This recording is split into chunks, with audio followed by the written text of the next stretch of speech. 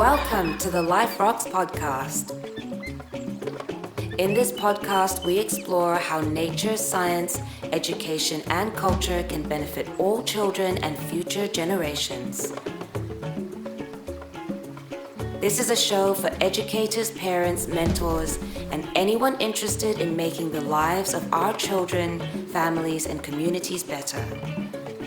So sit back, take a breath, and enjoy the show. And now for your host, Asher Cloran.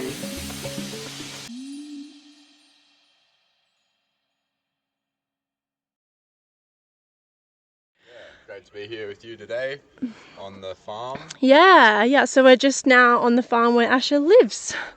Eden Farm. Yeah.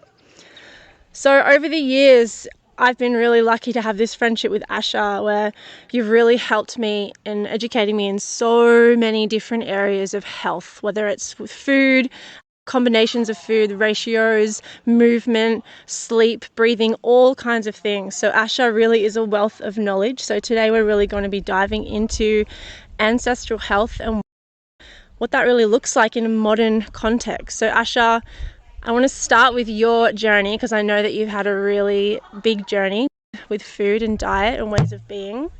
So yeah, let's start with your journey with food and how you've got to where you are today with it all. Yeah. I think my journey with food is pretty similar to a lot of people's journey with food, where we do things unconsciously or just culturally as a cultural standard. My mum was ate healthy food, so everything was cooked. It was whole grain, whole milk, the whole food approach. So it was like she knew that packaged processed foods were bad, sugar was bad, colours and numbers are bad. So I had enough of that foundation. That was good.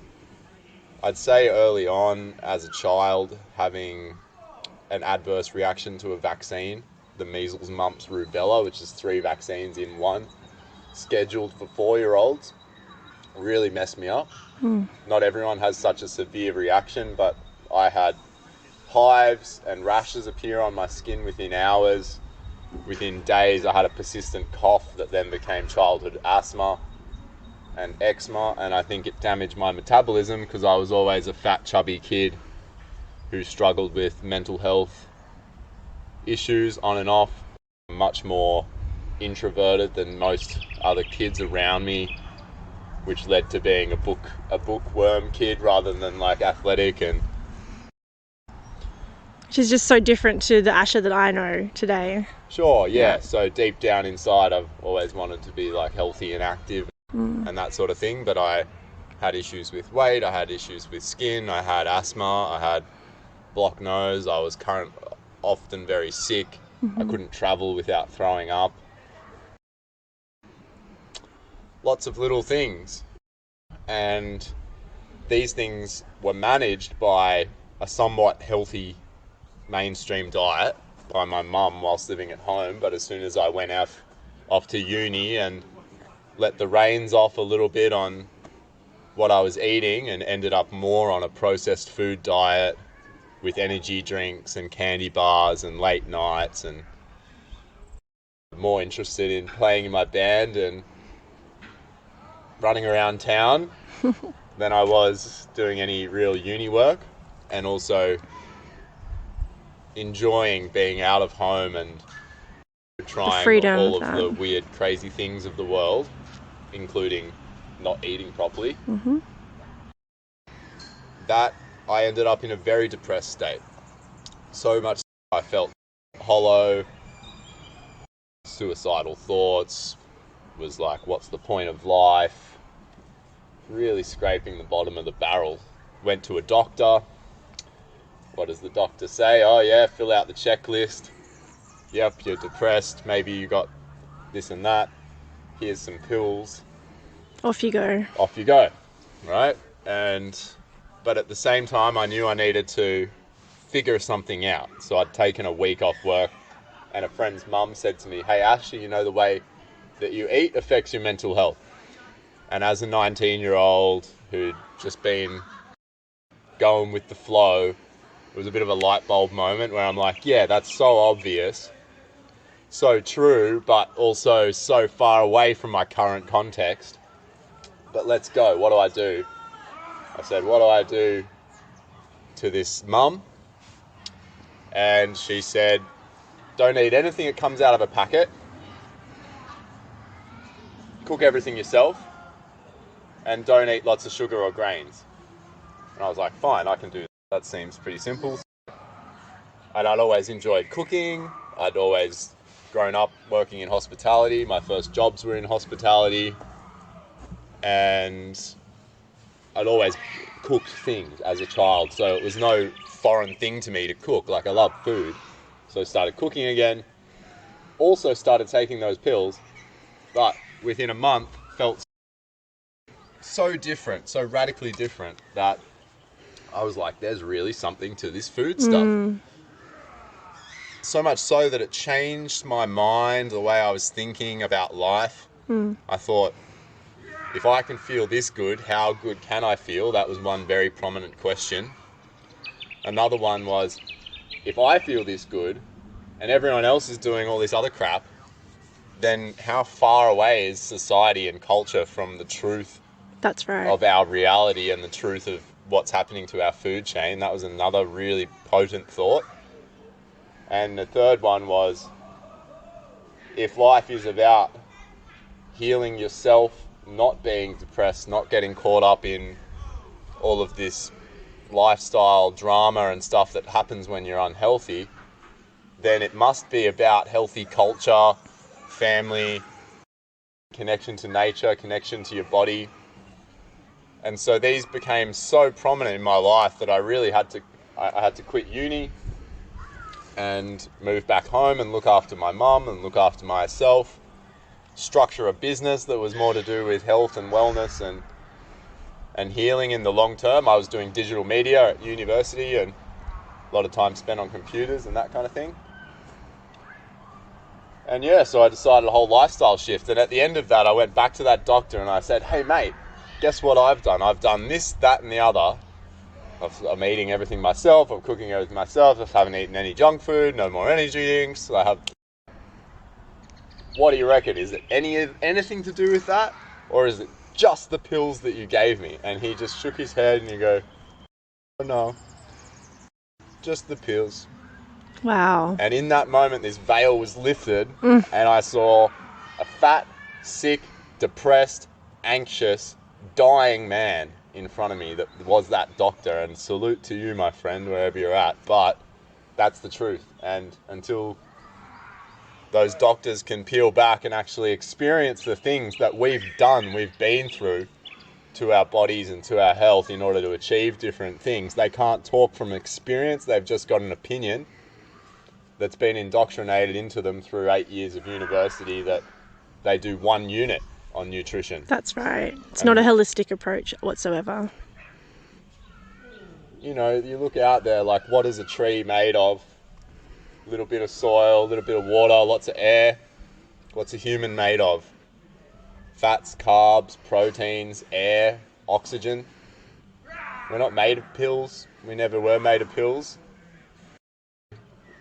It's just insane to think that doctors will give you that advice. No, the diet doesn't have any impact. What a load of crap. So that was my genesis story. And since then, been studying with the CHEK Institute, which is Paul CHEK, the founder of, and really good on the holistic dimensions of life, how to care for those things so that you can live in a high energy state. And then I'd say my connection to nature, and you're really super involved in that work and side of things, is a big part of my own philosophy in life around health as well, that you can't achieve health without connection to land and country and relationship with the land and relationship to the food. Essentially, it's about rewilding what we eat, but on a holistic level, our relationship with it and our connection with our food and where it comes from, and understanding all of that. Yeah, it is. You know, and there's that show with Jamie Oliver on it. He asks all the kids, where does your food come from? And they're like, the supermarket or the packet. Or that's tragic. It is. And that compounds over a lifetime.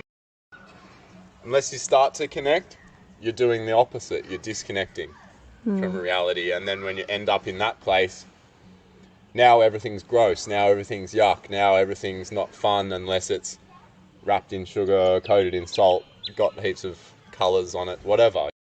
That's the cultural norm. Yeah, and then you end up as the 50-year-old bug-phobic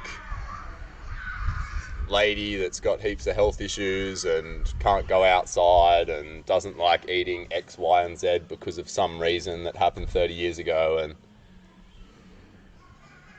yeah, which is sad because that's really a robbery of what we humans are here for. Experiencing that connection to the land and our food and feeling that we are of the earth, so we need to be feeling of the earth, not of different processed things. And I love how you touched on that literally your mental health completely changed when you changed what you were eating. And I think that is so overlooked in today's society, and it's such a huge important situation to be paying attention to, because all of these issues that we have in the modern day of depression, anxiety and mental health issues like that, so many of them are actually led back to what we're eating and the way that we live our lives, the experience being outside, the water we're drinking, all of these really simple things. It's not complicated, is it? It's not complicated. They're all quite simple. it's the fundamentals of life that I think the modern world draws us away from, because they're like,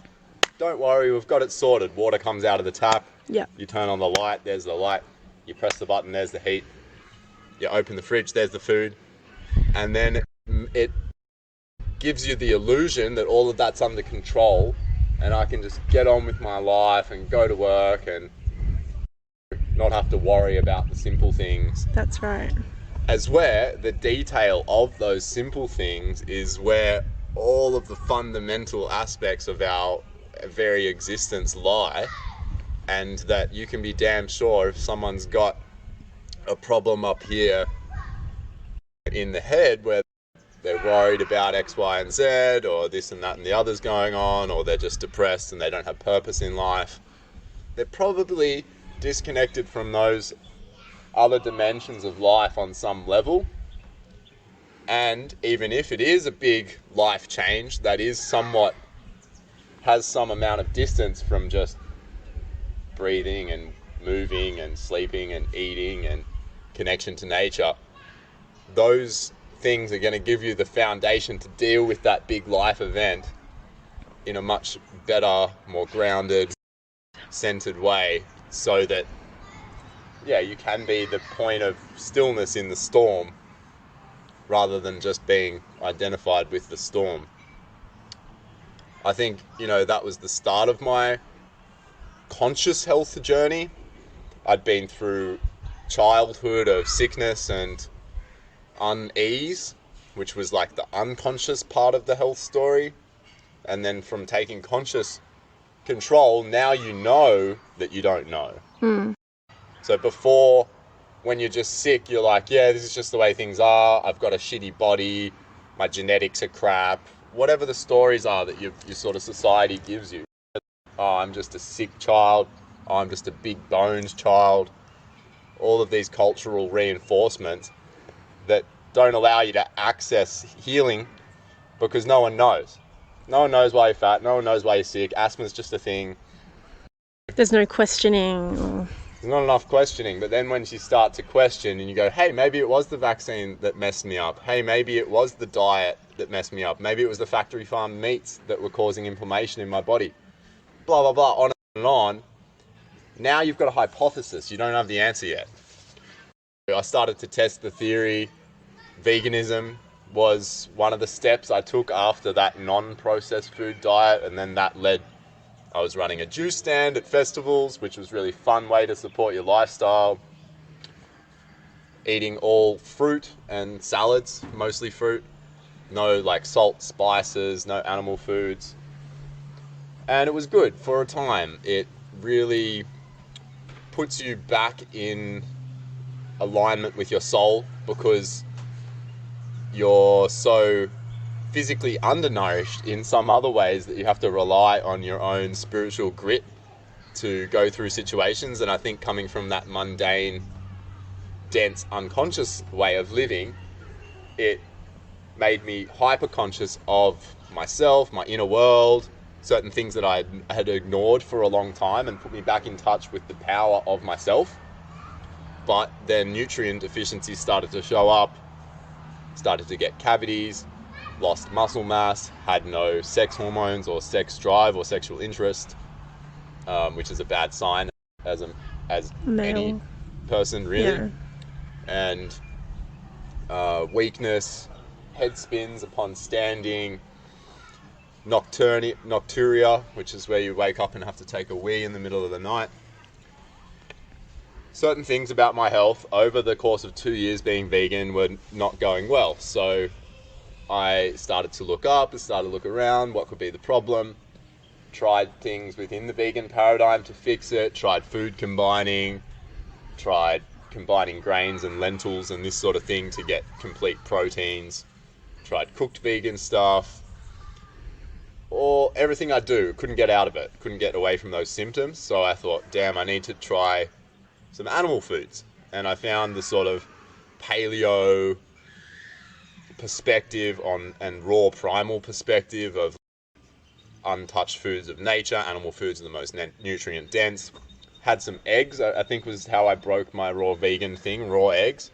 I felt this rush of energy come into me, and I was like, wow, there's something to this. Don't know what, can't justify it scientifically right now, but there's something to this for sure. Then I saw Paul CHEK on a video with the Raw Bras, and the Raw Bras were sitting around there, hey, what do you think of veganism? Do we need to eat meat or whatever? And Paul CHEK, in his classic flamboyant, cocky style, just stands up and rips his shirt off as like a 50-year-old man, and he's fully ripped and jacked, and he's just like, yeah, meat, baby, or something ridiculous. But it cut through the cheese in my mind, because what are you trying to achieve from health? What was I trying to achieve from health? A good life, a healthy body, a happy mind, a vibrant spirit, and he represented those things in that little clip. You could look at that and go, what, like, how ridiculous is that? But it's an energy transfer thing, and it was just obvious. Here's a man living the dream, healthy, happy, probably comes from a similar culture to me, Irish, Scottish, something like that. Real white guy, maybe a bit Swiss, I don't know. But he's doing it, and it just spoke to me, and it said, yeah, you need to follow this a bit more. So I looked into Paul CHEK, started studying his work, started studying the work of Weston A. Price, found the Broder Barnes as well around this time, who's the godfather of thyroid medicine. And I went more into the paleo world, because there's a theory in the world which is the pendulum swings. So if you've explored one polarity of something, typically you're going to have to explore the other polarity of that thing at some stage to get the experiential balance to come back to more of a center point. We can learn from other people's experiences, but often we don't, and we have to learn from our own experiences. And so I went deep into the paleo world, the intermittent fasting world, the low carb world, the antifungal, anti-parasite, anti-worm world, and all of these theories around limiting carbs. Paleo ancestors didn't have access to like good juicy carbs, and this kind of theory. And for a time it was good. So muscle mass came back, sex hormones came back, focus came back, but then started to get congested, skin issues, fog issues, and eventually fatigue issues, and then eventually thyroid issues and low body temperature issues. But what it made me realize is that actually the temperature and the thyroid stuff had been there all along, all throughout my childhood, and that yes, swapping to meat initially gave my body some materials again to build back some of my muscular and glandular energy. Exploring these polarities, what's true? Neither polarity is true in its entirety. They're just the different ends of the spectrum that you can explore dietarily. If you think about all of the diets across the world, they all consist of fats, carbs, and proteins, but they all consist of a ratio or a balance between these elements. And depending upon where you are situated on the planet, the availability of those elements changes a lot season to season. The closer you are on the poles, the basically you only have access to animal foods, fats and proteins for most of the year.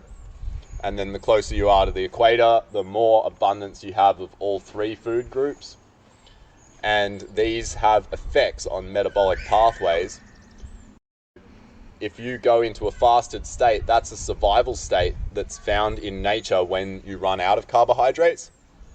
And then if you go into a state with no protein at all, that's actually a state of an organism that doesn't have access to good hunting grounds or good arable land or has any hunting skills, and will be eventually phased out as well, because there's been no record of any vegetarian or vegan cultures that have lived sustainably for long periods of time, unless they've been doing it specifically and acutely for religious or spiritual reasons. So I had to map this whole experience, is what I'm saying for myself, where you go into the polarities unconsciously at first, then you come out having gained the wisdom of what worked and what didn't, and then you have to go into another thing unconsciously because you don't know about that until you come out at the other end with more wisdom and experience.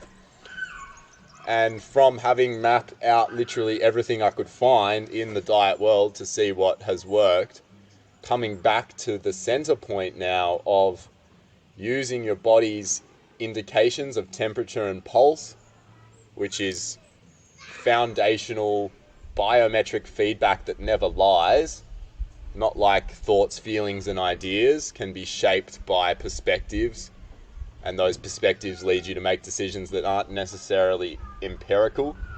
Temperature and pulse can give you an indicator and show you exactly how those macronutrients and your lifestyle choices are impacting your metabolism through time. And metabolism became really the focus of my efforts, and working with temperature and pulse to keep those temperatures and pulses in an optimal range where you're producing a lot of energy, because that's what we want for our life. We want energy so that we can do what we want to do in life. And that's something that I don't bargain with anymore. I see people on different diets and lifestyles going, oh, this is the best because I feel clean, or I feel healthy, or I feel like it's good, or I feel like it's right. And I'm like, how's your energy? A bit tired at the front of the day, but that's because of this, that, and other. Is it because of this, that, and the other? Or is it because your metabolism isn't functioning correctly? And do you want more energy? The answer is always yes. If you ask anyone out there, do you want more energy? Yes. Yes. So what you're saying is that the metabolism is really the core of health and feeling that vitality and high energy. The metabolism is the spark of life. Yeah. So all of life has, all of organistic life has metabolic processes that helps it turn aspects of its environment into usable energy to run that organism. Now, I find that profound to think that right down to the very smallest bacteria, to the various smallest fungi, there's something in there that is converting sugars in its environment to usable energy. It's converting atmospheric gases into usable energy. And we do the same thing.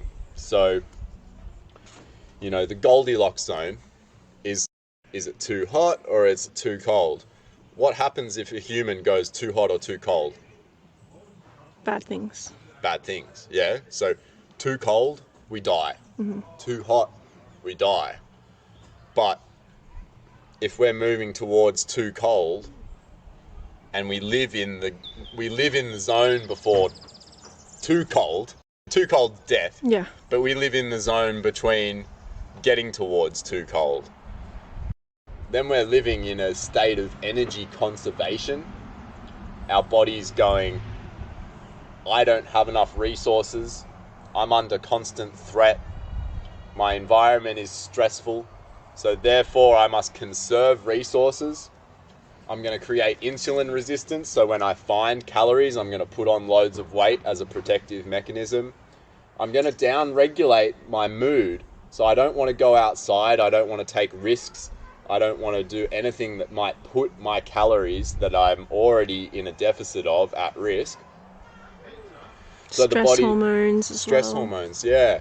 And all of these stress hormones actually down-regulate our metabolism to the point at which our body's in an energy-conserving state.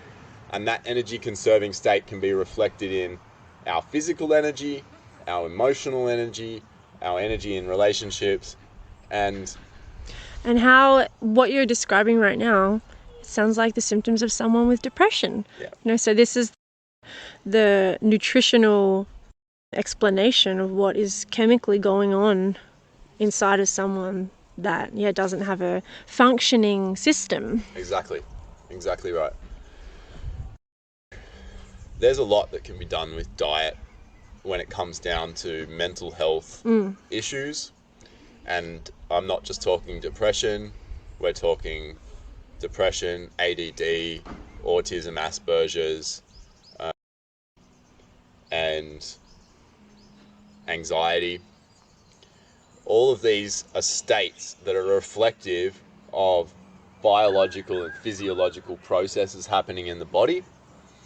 And the whole modern culture of disconnecting the mind and the body and saying, oh, that's just in your head, that's just your psychology, you should go see a therapist, right? When all of that is disconnected from what you're breathing, what light's coming into your body, what are the rhythms of your day, how many times are you eating a day, what are you eating, what volume, when, in what combination. So all of those factors have way bigger influence over your mind than so many of the things that we are taught does. Sure, our boss, our relationships, our work. External factors. There's external factors. Life isn't what happens to you, it's how you respond to it. And if you don't have the energy on board, if your stress hormones are jacked up and you've got a whole bunch of other forces in your body running you, how are you meant to take charge of the things that happen to you? You can't. That's right. You don't have enough energy in the tank. Which is not a very empowering way to be existing. Now, for those of you who don't know, Life Rocks is not just a podcast. It is an education foundation centered around connecting children to the magic of nature through earth sciences. As a self-funded foundation and startup, we are constantly seeking support so that we can continue our great work. So if you feel called to donate to Life Rocks, please head down to the show notes and find the relevant donation link. We accept regular money as well as cryptocurrencies. We greatly appreciate you, our Life Rocks community. Now, back to the show.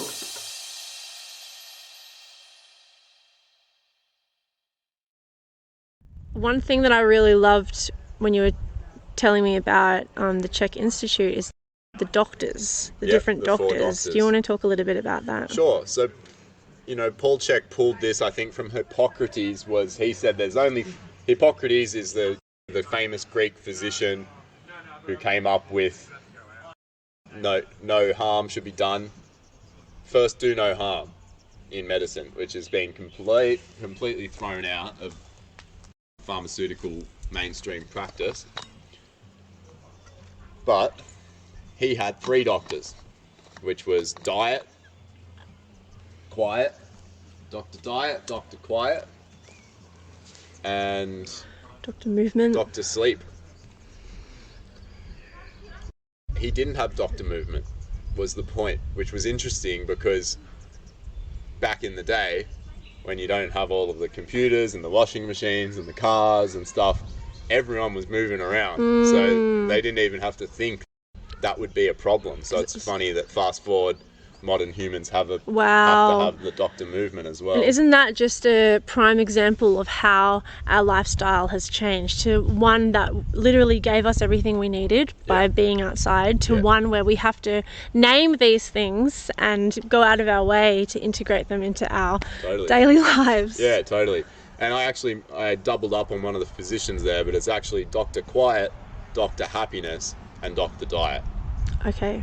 Quiet. Dr. Quiet is your physician that says you need to slow down.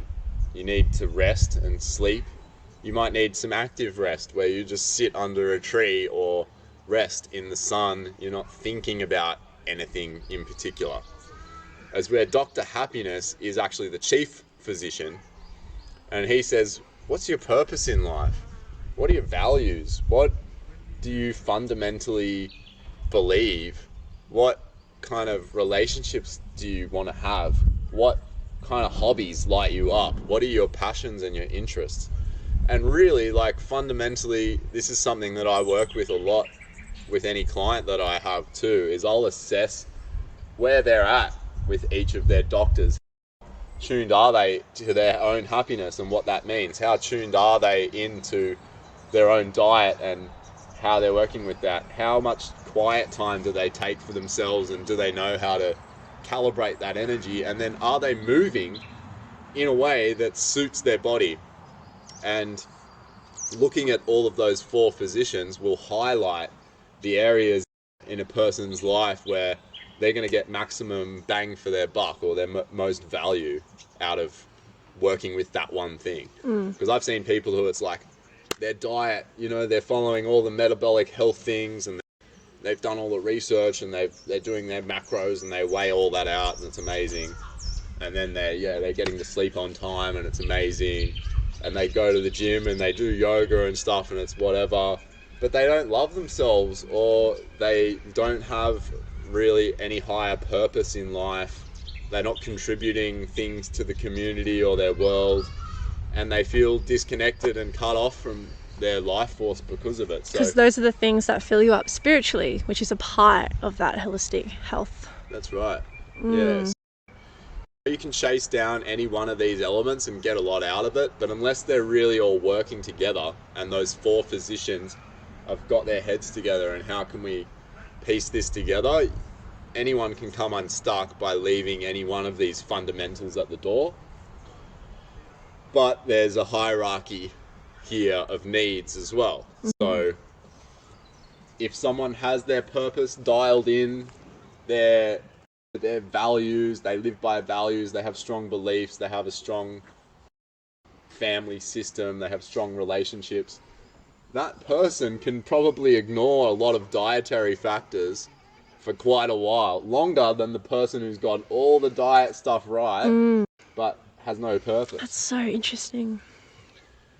And it just shows how, you know, we're beings of light and air, just as we are of food and water.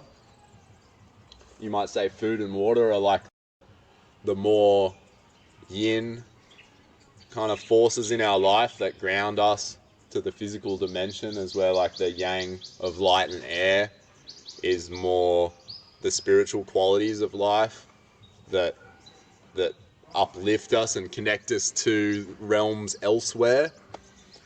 But there's definitely a fusion of all of those and a balancing of those elements in ourself that has to happen to make up the whole. Yeah. And people can get to know themselves elementally as well. Like, I'm quite a lot of air and fire, and that's why I needed so much of that earth element in my life, and I am quite earthy as well. But if I just led with the passion and the glory and I'll burn out, and that can be my tendency, is like strong mind, but if that's not backed up by, you know, the earthy forces. So then that's another element of health in itself, is getting to know yourself as an individual on a really, mental and physical and spiritual level. Yeah. Like, that's part of the health journey. Really knowing the little subtle subtle differences in your body and the way your personality is, the way your mind thinks, integrating that into your health path. You were speaking this morning with me about optimal health. Yep. And how people are often searching for that optimal health. And yeah, what does that exist? What does that look like to you? There's been a lot of momentum, I think, in the health food movement that's towards optimization, the perfect diet, the ideal version of our ancestors. You see it a lot in the Paleo movement, people idealizing the indigenous past, the ancient past, our ancestral past as, oh, those guys didn't have to worry about vapes or Wi-Fi or blue light or evil technocrats, or like all the things that we face nowadays, that once we wake up to a few of the facts of life, we go, man, these things suck. And there's this longing, there's anger at the system, right? So there's all that stuff, and then that leads the mind to want to find the ideal, right? And I think that quest is very worthwhile, and that ideal can drive you for quite a long time, but it dries up. And it dries up because we're human and ideals are archetypes.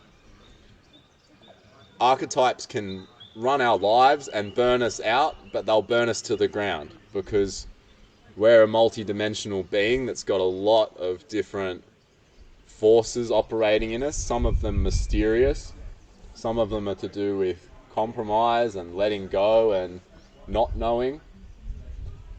And because of that reason, there's always so much more detail, so much more context, so much more allowing that sometimes has to take place in our health journey for us to find a bigger truth and something that's better for us. So I think people pursue the optimal, but at the end of the day, the optimal is a ongoing conversation. It's not a destination to be reached. And I will get clients that I work with where what's the best ratio? What's the best foods? How can I just want to know, you'll hear comments, right? I want to know the best thing, and if I could just take the best thing in a pill, I would. What's the best ratio of foods that I can eat and just repeat over and over again? And that kind of disconnects you from the whole point of the relationship with food and seasonality as well. The best doesn't really exist because we're not fixed, where our bodies are always changing and everything's always changing, our needs. So it's going to change from day to day. Yeah. And there's, rather than best, there's better and worse. And I think people think in terms of spectrums, not absolutes. So the polarities actually don't exist. You'll never find them, but you will find the movement between the poles. You can get better and worse food for sure. Worst food is like McDonald's. Let's just call that the polarity of worst food, that it's garbage crap.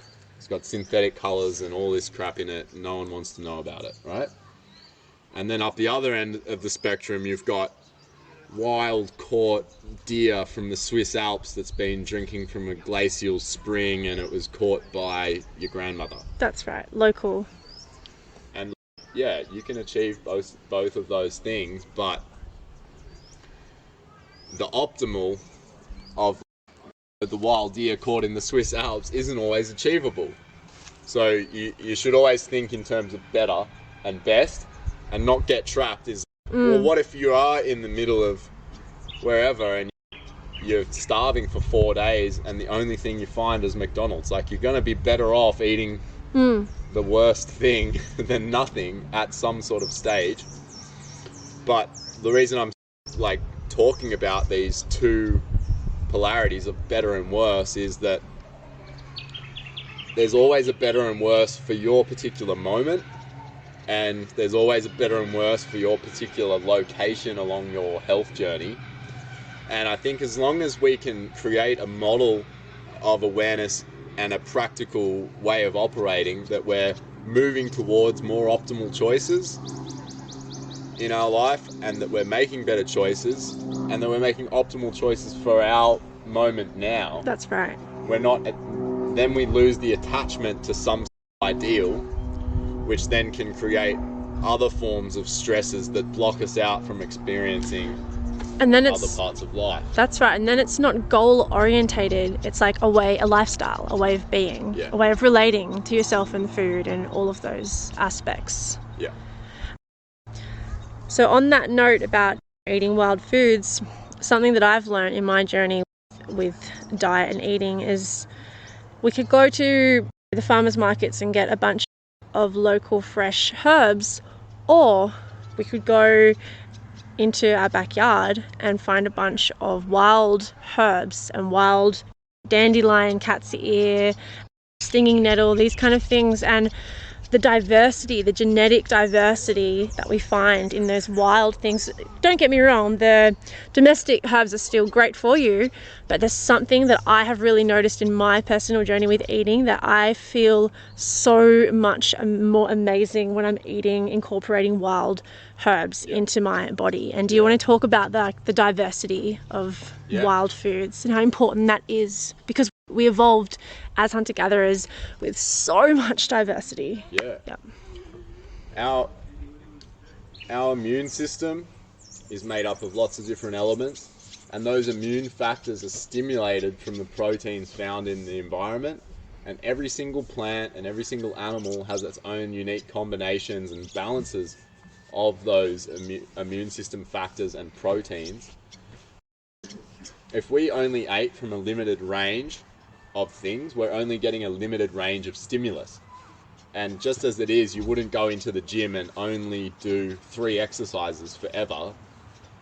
You would develop muscular imbalances from doing 3 exercises. So you would develop nutritional imbalances from eating only 4 to 5 to 12 different foods on repeat.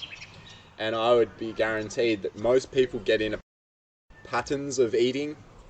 I think patterns of eating are compromises to health in the long term. Initially, they can be helpful touchstones for satiation, for health. Even if you create a meal that you know is healing and that sort of thing, they can be useful for a period of time, but that at the other end of that journey, they then become overstimulation of certain elements that have repeated too often, and now your body's becoming made toxic by them. Eva's right. If you go and incorporate wild foods in your diet, you're going to get more diversity. You're going to connect to your landscape nearby. You're creating an experience where suddenly you're spending time outside, you're connecting to the land around, you're connecting to the local soil substrate, which actually then stimulates local probiotic activities. So I have a theory that connects you more to the world around you when you eat from the world around you. And you're getting other nutrient factors that are only contained in those specific plants. Modern humans eat probably from like 12 to 15 different species of plants as plant foods. If you think broccoli, cabbage, Brussels sprouts are all like from the same family of brassicas, then you can understand that, we actually do eat from a very limited set of food groups. That's right. And then what happens, if you look at autistic, Aspergic, kids with anxiety, kids with learning difficulties, you'll look at their diet and 99% of the time you'll find they are very limited in what they eat. They might eat apples, potato chips, carrots, and cheese, and that's it. And they scream when they don't get anything else. And that is, to the parents that continually do that because they're avoiding the screaming, it's like a drug addict, like for the first 4 days to a week, like the heroin junkie is going to be crawling up the walls and tearing the paint off. But that's the organisms inside them that have become addicted on those feelings, on those set of chemicals, so much so that they're demanding it. But you've got to dry them out, because if you don't dry them out, they'll never know what other food groups are. So Steiner will talk about supersaturation, and people can think what they do with Steiner. He developed agricultural methods like biodynamics, which use the moon and knowledge from the Celts and the Nordics and Western herbalism, and combined all of that into a system of farming that produces exceptional results, so much so that world leaders in wine know that biodynamics is a standard for farming practices because of the taste, which is an indicator for nutritional density. Would you believe that taste is an indicator for nutritional density? And this all links together, because if we're practicing our food ways in such a way that we're increasing taste, we're increasing flavor, we're increasing connection, we're increasing awareness through integrating things like the moon cycle, through integrating things like other herbs, working with other plants and timings, and we're developing a culture that is not a quick grab thing, it's not a quick fix thing, it's not overwhelming our senses, it's not super saturating us with something other than the environment that we're participating in a part of. And these children who have been raised on lollies or raised on junk food, or they've got very limited diets, or they're fussy eaters, and even adults end up as fussy eaters. That's and they won't eat this and that. You can be damn sure that it leads back to some super saturation where their body is just totally overloaded with a certain set of nutrients, and now the ecology inside of that body is demanding those set of nutrients, so that we need to step away from that super saturated state, actually dry out a little bit, and then start to eat real healthy foods, and the flavors of those real healthy foods will be so much higher because our taste buds and our palate has adjusted to rewired. Yeah, it's totally rewired. So in that setting, because I know it can be really difficult for parents to get their children to eat these more healthy foods, what are some maybe exciting ways of bringing more nutritional food to the table and getting these younger children who actually don't want to eat it? Yeah, and it's great because kids bring about all of the elements that are needed to really bring the best out of food. We love to experiment. Kids love to experiment. Humans love to experiment. Involving them in the process, making it fun or creative. Can you make a sculpture out of the food? Can you put it all together on toothpicks and make a little man out of what you're gonna make? Is there a way that you can enhance the recipe to make it fun or exciting? I think that's a really powerful tool for children.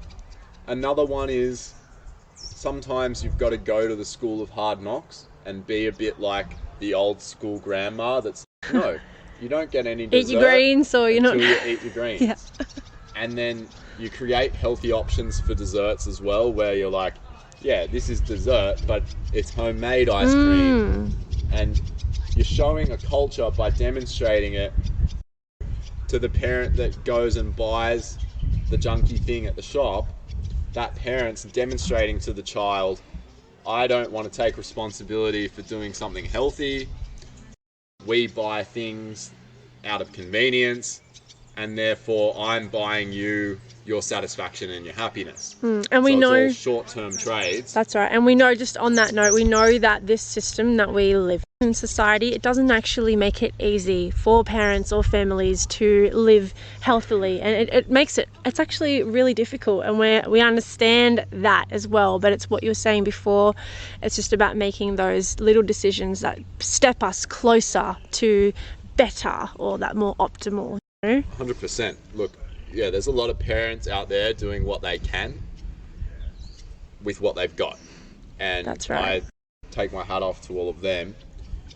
But we have to map out the ideal and the optimal, and then we also have to let go of that, but move towards it with happiness in our heart, and also attaching our value system towards those higher things. And Yep. people say, have all sorts of excuses, right? Everyone's got excuses. Organics are expensive. They're too hard to get. It's not convenient enough. When I go out, I can't find blah. And the more often and we produce excuses, the more solidified they become as belief systems, and then the more they block us from accessing simple other truths and simple other perspectives that can lead us towards making better choices and making more optimal decisions. So I would say to those parents that think that organics is expensive, I would think, how many times a year do you visit the doctors? How many days off work sick do you have? How many days off school sick do your children have? How many mental health episodes and tantrums are being thrown? How many behavioral issues are going down? How many nights sleep are being lost because of nutritional deficiencies? And how much of those toxins are building up in the body over a lifetime, creating chronic and acute health disorders at some point? And how many other people are you missing out on meeting because you're not going to a place where healthy food and healthy culture exists? So at the end of the day, it's actually more expensive to not go and buy organics. It's more expensive to not go and find stuff at a farm gate. In the long run, yeah. And it's more expensive to not connect to that culture. Definitely. That's all really great stuff, Asher. So what are some daily advice tips that you would give to people who are working 9 to 5 and little things like that? What are some tips that you have to connect people with a more ancestral and healthy way of being? I think listening to the body is really important, and there's tools in which you can listen to the body better, just as there's tools in which you can observe nature better, like you use a telescope to look at the stars better, or you might use a microphone to pick up bird sounds better. You can use a thermometer and a stopwatch to analyze your temperature and pulse and look at how foods affect you. And what we're trying to get there is a slight boost in temperature and a slight boost in pulse about 20 minutes after a meal. That's showing you that the food that you ate is impacting your metabolism in a positive way, and that your body's creating energy from that food. If your temperature drops, you know that meal that you ate is creating an energy deficit. It's taking energy away from your body to digest the food. So I think that's a really simple tool that everyone can implement, is just carry around a thermometer in your pocket and take it after meals. And then you can go, wow, that meal that I ate just then made me feel like shit, made me feel a little bit depressed, tired, cold, anxious, and it also dropped my body temperature and pulse. As where, but when I ate this thing over here, I'm feeling good, my body temperature's up. So, and then my suggestion is just repeat more of the things that make you feel good and boost your temperature, and avoid the things that drop your body temperatures and pulse. And I love that your advice is not eat this or that, it's actually track your body and get to know your body more.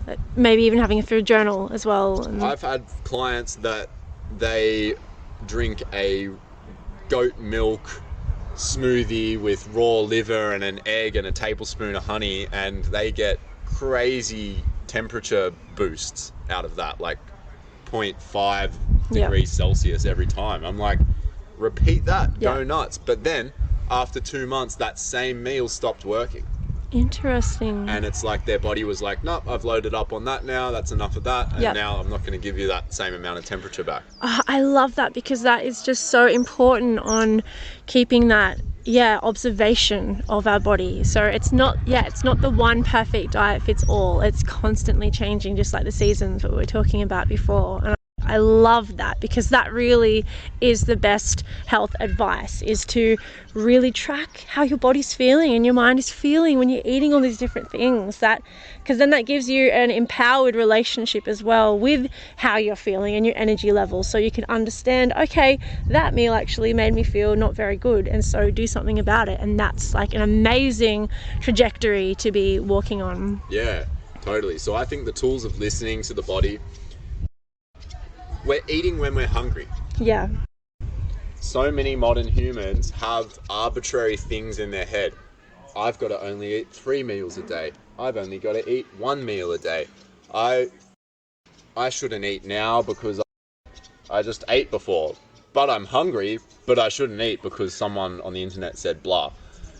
This is the sort of stuff that's banging around in everyone's head. Yeah. I know because I've been there, and I still have voices in my head. But I have a way of navigating those voices, which is to say, my body has a wisdom inside of it. That's right. If I learn to listen to that wisdom through time, I can develop a relationship with the source of that wisdom and come to better and better and better and better understandings. If I don't listen to that wisdom and I repeat that through time, I am practicing the disconnection of my source of wisdom in the body, and I'm outsourcing that wisdom to a bunch of nebulous experts that exist in our head that are just really sound bites that we've picked up from culture. So, when we're hungry, that's a sign that our blood sugar is dropping. When our blood sugar drops, our stress hormones rise. Those stress hormones rise because they're trying to stimulate us to go and get some food. So when people say I'm hangry and they're getting like stressed hungry, that's a good indicator to everyone in the world, is that hunger is related to mood, and if I don't eat, my body's going to down regulate me into this sort of stressed state that is in nature designed to get me up and moving to go and find some calories. That's right. But in the modern world, I've been told all of these things that cover up those feelings and turn them into, oh, I've got mental health issues, or I've got this and that issues. How about you've just got blood sugar dysregulation issues and you're not managing your blood sugar right?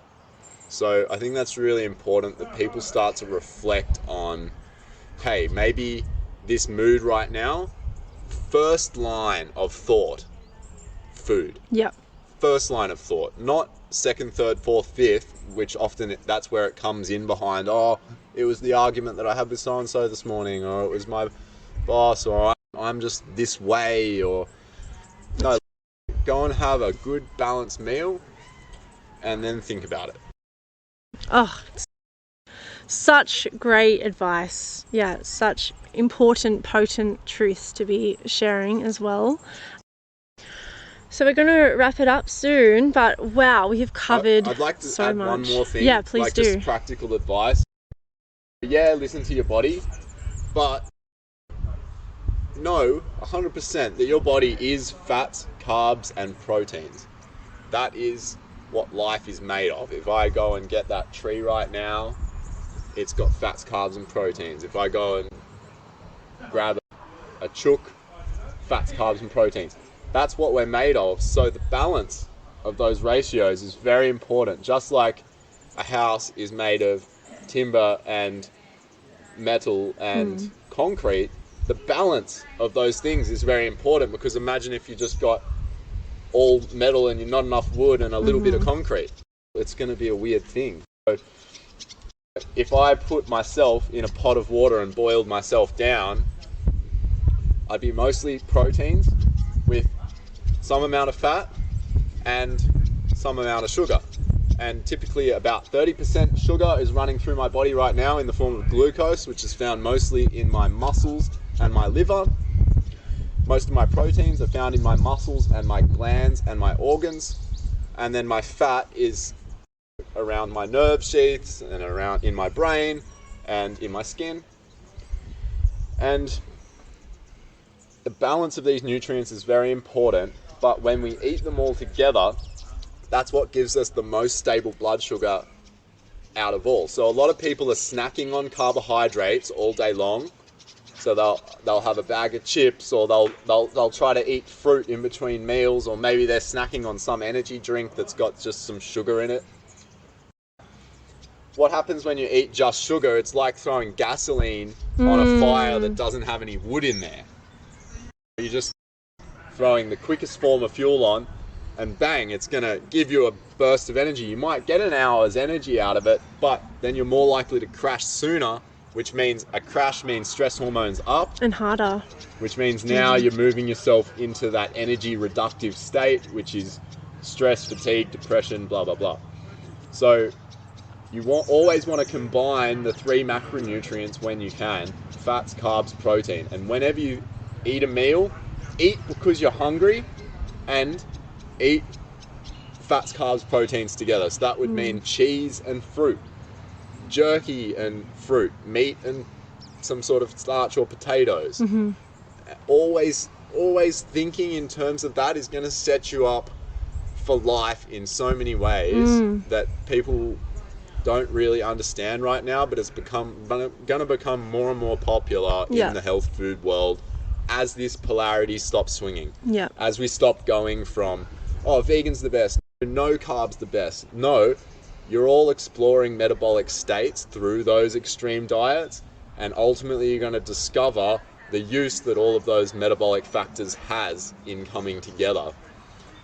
And I really hope that people understand that it's balance, and balance is a challenging, nuanced, complex, contextual story that doesn't lend itself very well to oversimplification, and that if we're ever thinking in oversimplified terms, we're barking up the wrong tree. Yeah. Wow. That's such important, amazing information to just have those leads to do your own research and go on that journey yourself. So before we wrap it up, do you just want to share a little bit about what you offer, like Life Rocks and your health coaching as well? Where can people find you? How can they find you? So I offer a 15-minute free session with me to anyone. They can call me up, they can tell me what is going on for them, and it'll be an informational heavy session. I will tell you literally like 100% what you need to do for your own health in that session. And if you're an automatic learner, someone who can follow their own leads, put 2 and 2 together, that session can set people up for really dealing with some hectic health issue that they've got going on for themselves, and really usually make quite a bit of movement, positive movement. If people then want to follow up with me, I only do 10 session blocks, and I do that because health is an education. And unless people are ready to put in the time, the work, the effort, it's about 3 to 4 hours a week working with me. They have to do food logging, they have to do reading, they have to have a session with me once a week. And so I only work with people over 10 block periods. Great. And that's the deep dive nutrition program that I run. I also am the director of Life Rocks, which is earth science education and holistic health and development for children, families and teachers. We do stuff for children, which is more like fun, nature connection, learning about the earth, learning about science, learning about their own bodies through using art, science, all of the fun stuff. And then for parents and teachers, it's more like, how do we implement all of this knowledge to have better classrooms, better families, healthier home environments? So if people want to work with me, they can go to liferocks.school, find my number there, and check out what we're up to. Amazing. And I just want to mention some of the resources that we spoke about today. The Weston A. Price, he's got a great book. So Nutrition and Physical Degeneration, Weston A. Price is like photographic evidence of ancestral cultures from 14 different countries that shows that we need fats, carbs and proteins. Yeah, it's a really thorough resource. Then we got Broder Barnes, the godfather of thyroid medicine, who's really a lot of the foundation of using temperature and pulse to assess health and to increase our metabolic rate, which is our energy production. I'd also put Dr. Ray Peat as very influential in that category of some of the most amazing scientific writings that are on the internet. Yeah. That was some of the main resources we mentioned. And then Paul CHEK from the CHEK Institute.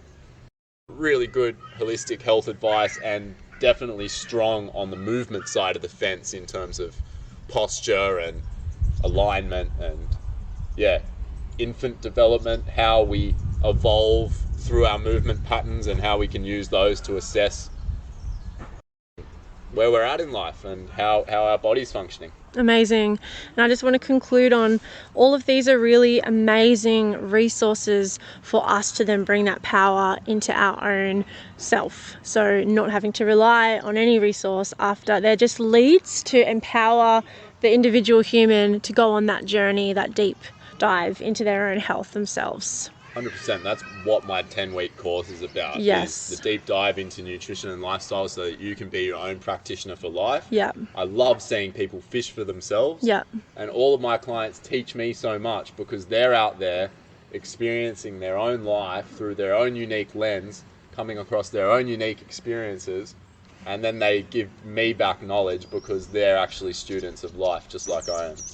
Amazing. Thank you so much, Asher. It's been a solid conversation and we hope that you all enjoyed it and got a lot out of it. Thanks, Eva. I'm really happy to chat to you and it's been great to have you on the farm. Yay. Life rocks.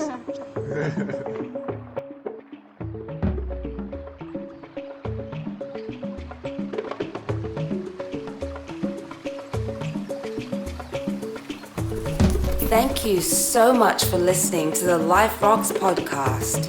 If you enjoyed the show, then leave us a review. We'll be back soon with more inspiring content, and in the meantime, remember, life rocks.